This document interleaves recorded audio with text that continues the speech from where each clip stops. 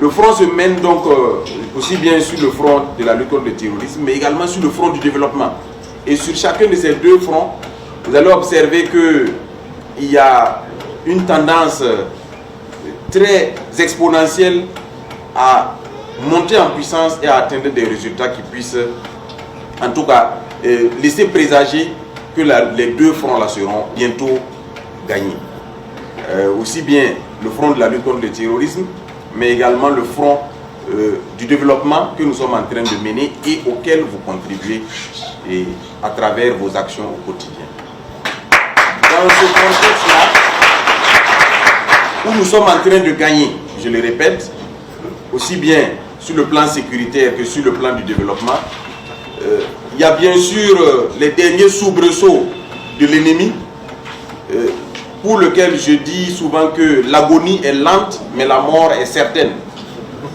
Et donc, nous devons faire en sorte de rendre leur agonie la plus brève possible, en faisant en sorte de pouvoir redoubler d'efforts et de pouvoir asséner le coup de grâce, non seulement du point de vue du développement, mais également du point de vue de la lutte contre le terrorisme.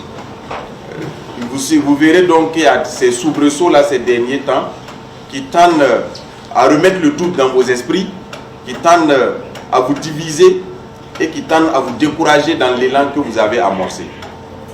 C'est également de notre devoir de vous appeler au calme, de rester serein, rester dans votre dynamique, rester mobilisé, rester concentré, rester solidaire, parce que comme on le dit souvent, quand il n'y a pas de fissure dans le mur, le marouillard ne peut pas entrer.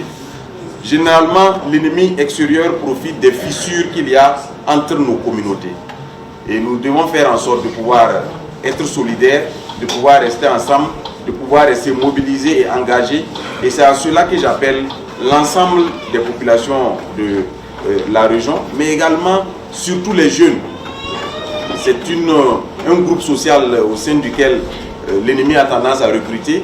C'est un groupe social qui est beaucoup plus enclin à être manipulé parce que c'est ce groupe social-là qui a accès aux différentes plateformes des réseaux sociaux. C'est ce groupe social qui, du fait de sa capacité à analyser un certain nombre de paramètres, peut intégrer facilement les dérives qui sont présentées ça et là par l'ennemi. Mais je voudrais inviter les jeunes à rester calmes et à faire confiance en leurs autorités. Faites entièrement confiance aux autorités.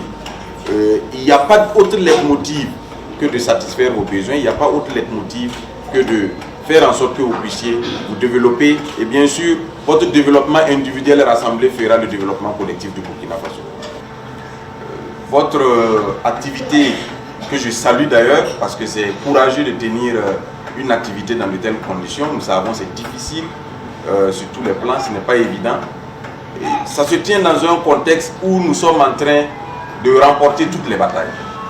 Parce que nous sommes sur le double front, aussi bien de la lutte contre le terrorisme, mais également de la lutte pour notre souveraineté réaffirmée. Et qui dit souveraineté réaffirmée passe d'abord par l'autosuffisance alimentaire. Quand tu ne peux pas te nourrir par toi-même, tu ne peux pas prétendre être souverain. Soyez donc rassurés, restez mobilisés, restez concentrés et rassemblez vos énergies. Les champs qui étaient laissés en jachère, il faut les débroussailler pour cette campagne humide et sortez toutes les anciennes pioches et haches qu'il y a pour aménager les bas-fonds qui peuvent l'être, parce que nous allons vous accompagner pour que la campagne humide